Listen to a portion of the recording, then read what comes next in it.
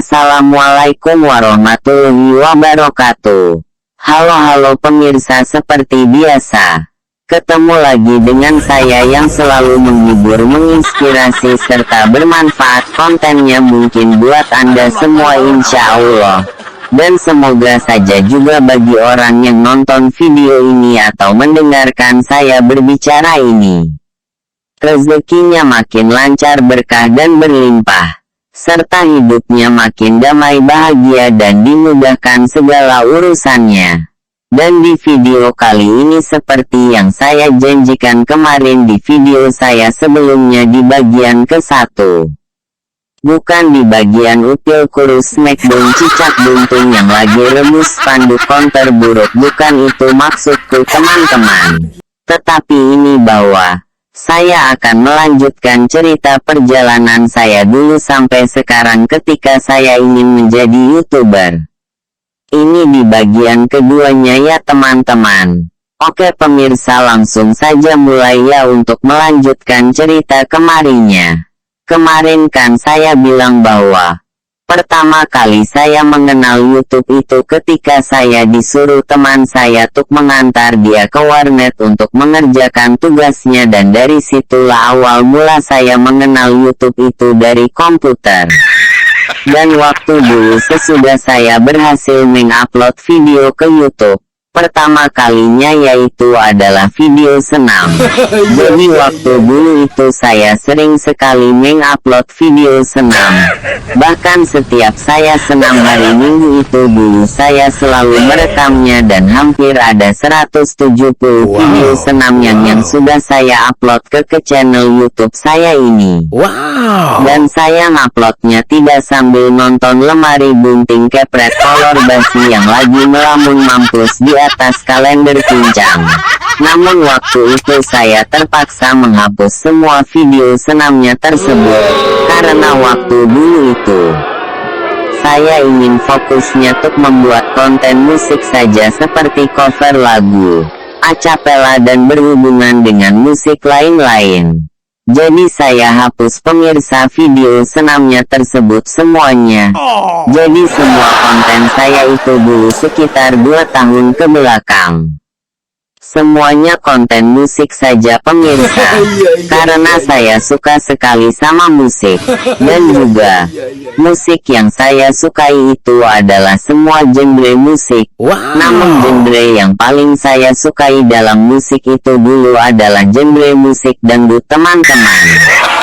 Dan teman-teman pun juga pasti bertanyakan, kalau gitu kenapa Kak Yayang sekarang channelnya campur aduk?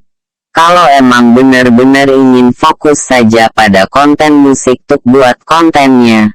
Alasannya yaitu karena saya kurang pendapatan pemirsa, alias uangnya kurang. Jadi waktu saya dulu 2 tahun yang lalu itu sering sekali bisa membuat konten musik itu karena ada tempat karaokean di tempat sekitar saya. Dan harganya pun cukup murah sekali pemirsa. Main sejamnya yaitu 20.000 pemirsa. Dan disitu pun saya sangat tertarik sekali teman-teman untuk buat konten cover musik di studio itu tersebut. Hingga akhirnya hampir udah ada 100 lebih video cover yang saya upload ke channel ini. Kalian juga bisa lihat-lihatlah di playlist channel saya, di situ sudah saya taruh videonya teman-teman. Tetapi bukan naruh upil rusak di atas gunting counter yang lagi sinting akut akibat korden gepeng disuntik paksa oleh kecoa sumur teman-teman, bukan ya. Dan mengapa sekarang saya udah berhenti untuk buat konten musiknya tersebut? Selain disebabkan juga uang modalnya kurang, karena dulu tempat studio karaokeannya tersebut, ayah dari putra yang mendirikan studio karaokeannya tersebut jatuh sakit. Sakitnya itu adalah darah tinggi. Jadi waktu itu studio karaokeannya tersebut ditutup sementara beberapa hari, terus hingga beberapa bulan lamanya teman-teman. Dan belum dibuka kembali teman-teman. Saya dari situ cukup sedikit kecewa lah teman-teman. Karena apa? Karena sudah saya cari tempat yang lain, tempat karaokean sementara. Namun harganya tersebut tidak semurah yang ini teman-teman. Karena di daerah lain tempat karaokeannya tersebut cukup mahal. Jadi dari situ saya pun menunggu terus dan mendoakan ayah dari putranya tersebut semoga cepat sembuh dan sembuh. Tapi 4 bulan kemudian sakitnya tersebut makin parah teman-teman. Dan dari situ pun si putranya tersebut mengantarkannya kembali ayahnya tersebut ke rumah sakit.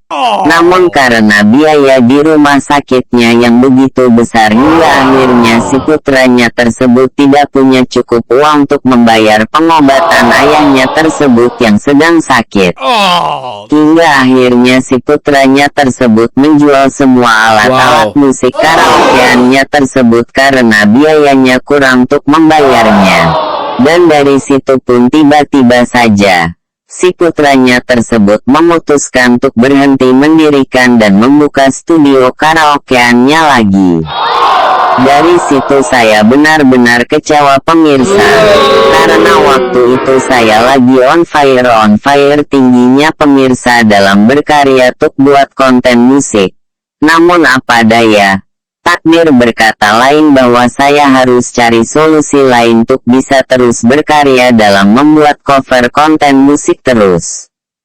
Bukan buat kue tahu jablay di blender dengan comel cair di kolong warnet yang lagi ngompol besar akut akibat lampu diusir bengek ya teman-teman.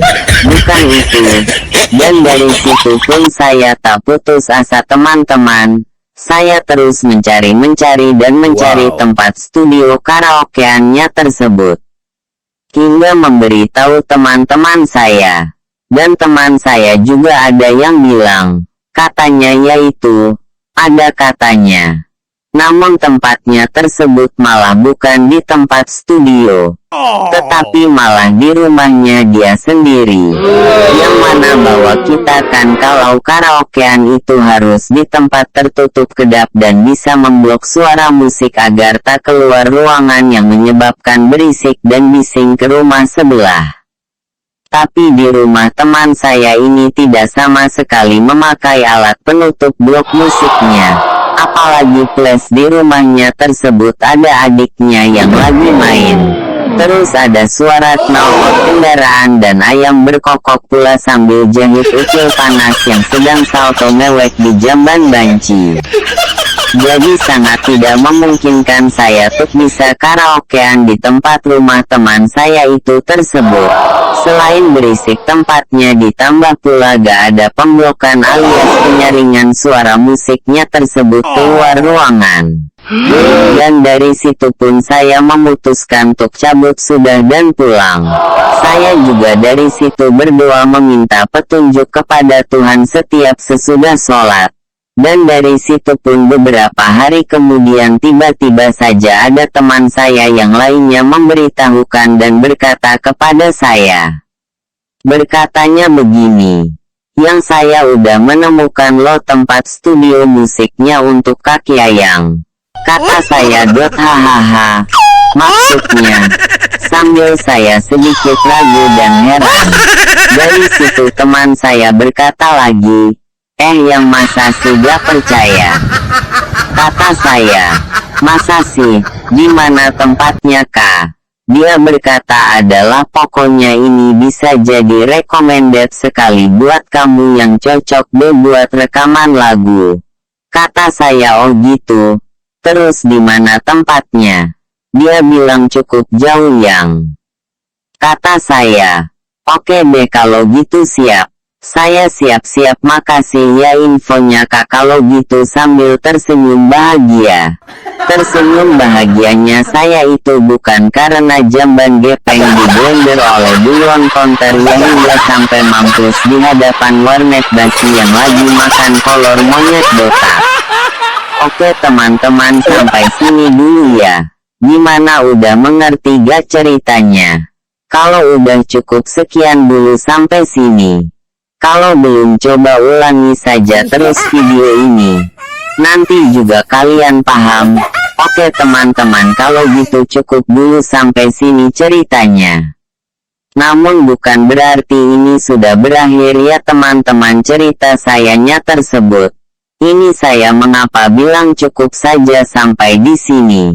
Karena kalau saya ngomongnya kepanjangan di video ini, takutnya kalian yang mendengarkan jadi bingung. Gak masuk ke otak.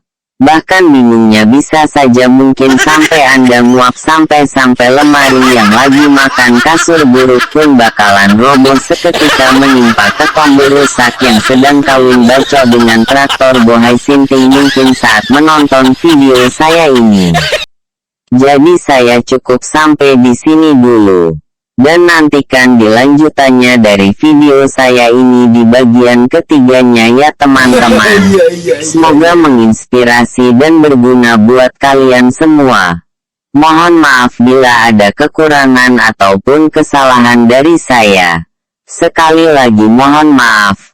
Dan sampai bertemu lagi di bagian ketiga nanti lanjutan video cerita dari sayanya tersebut. Wassalamualaikum warahmatullahi wabarakatuh. Salam sehat salam damai, salam sukses, salam berkah, dan salam bahagia dari saya.